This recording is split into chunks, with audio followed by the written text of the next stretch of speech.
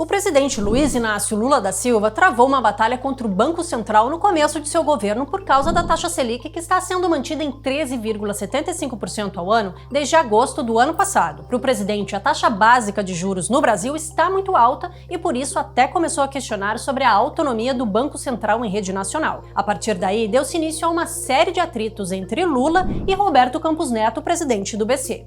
Essa queda de braço trouxe à tona a discussão de temas considerados caros aos mercados, entre eles a autonomia da autoridade monetária, o nível elevado dos juros básicos e as metas de inflação. Dos três, as metas de inflação foram colocadas em evidência mais recentemente.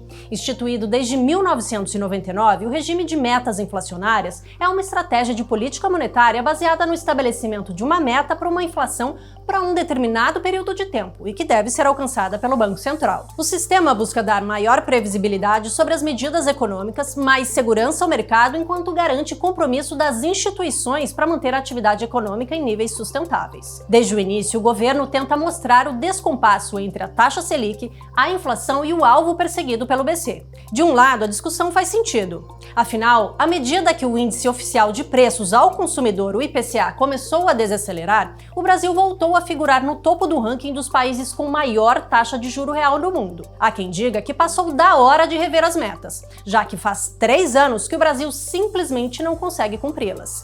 Por outro lado, muitos avaliam que a questão é mera distração, ou seja, que o governo está criando mais um não problema para desviar de assuntos importantes, como a nova âncora fiscal e a agenda de reformas. Na teoria, se a meta fica mais alta, a inflação do país, que está em 5,79%, estaria mais próxima do teto ou do centro, o que faria com que a Selic pudesse ser reduzida.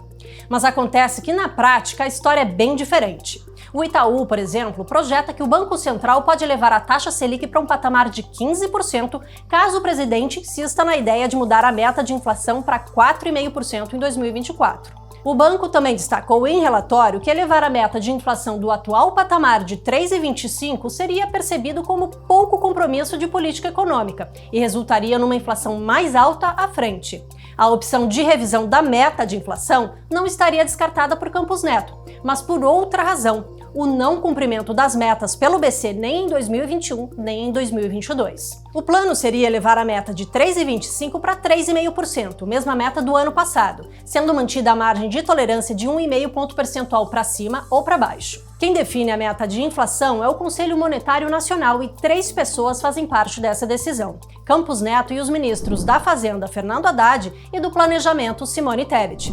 E essa disposição poderia levar a uma derrota do BC. Além disso, Lula poderia usar a meta de inflação para tentar driblar a autonomia do Banco Central, mas para isso ele precisaria levar esse assunto ao Congresso. Recentemente, Haddad bem que tentou adiar a decisão, mas as últimas informações são de que Lula pretende alterar a meta de 2023 de 3,25% para 4,25% nos próximos meses. A primeira reunião do CMN está marcada para essa quinta-feira, 16 de fevereiro. Já a reunião de decisão da meta deverá ocorrer até junho. Enquanto isso, o presidente do Banco Central trata de colocar panos quentes na queda de braço. Durante evento do banco BTG Pactual, afirmou que a meta de inflação não é um instrumento de política monetária e que esse é um papel da taxa Selic. Sobre a reunião do Conselho Monetário Nacional, ele afirma que é importante respeitar as instituições e seguir a regra do jogo, que é bem clara: quem determina a meta de inflação não é o Banco Central. Seja como for, o assunto deve concentrar as atenções dos investidores nessa semana.